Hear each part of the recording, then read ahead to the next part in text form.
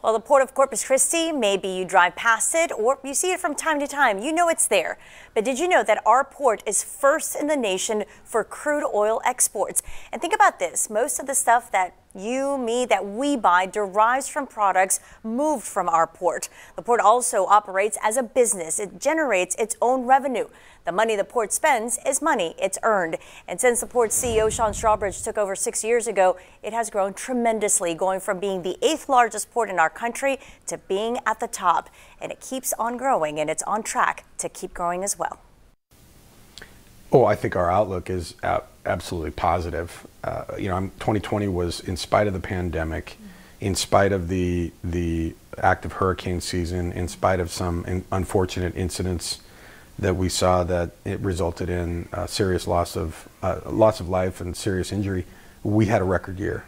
And that shows the economic resiliency that has been created by the significant investments by both private sector, industry and government, like the Port of Corpus Christi. 2021 is what I'm going to call the pause year in our growth trajectory.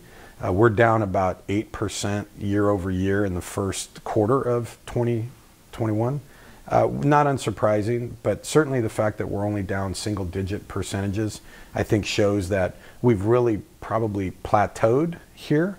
But we certainly think that there is opportunity for more growth in our future, and I'm very optimistic about our future. But what does the port's growth mean for you and me? For one thing, it means jobs. You're talking about diversifying, right, from oil and gas. A lot of success with Steel Dynamics, Voestalpine. What other ways can you diversify? Well, I'll give you a good example. So Steel Dynamics is investing heavily in Sinton to make a quality steel product.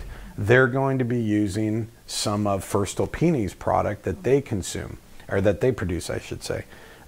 We know that Tesla is coming to Texas and building a plant outside of Austin. They're going to need steel products to produce their products. And so we now expect that some of Tesla's suppliers will be coming to the region, utilizing the Steel Dynamics product to then make some of the parts in the Tesla manufacturing. So you see how that investment begets investment. 65% of all goods imported into this country come from China.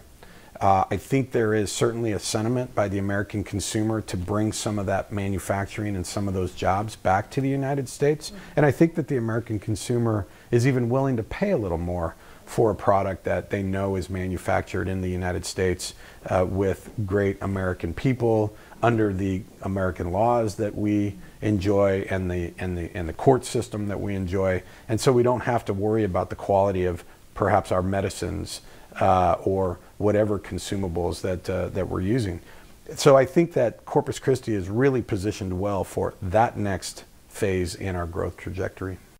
How about that? And my interview with Port CEO Strawbridge continues tomorrow. We actually talk about desalination. You heard about it earlier in the show, but tomorrow night, Sean talks about their hopes for a desal plant.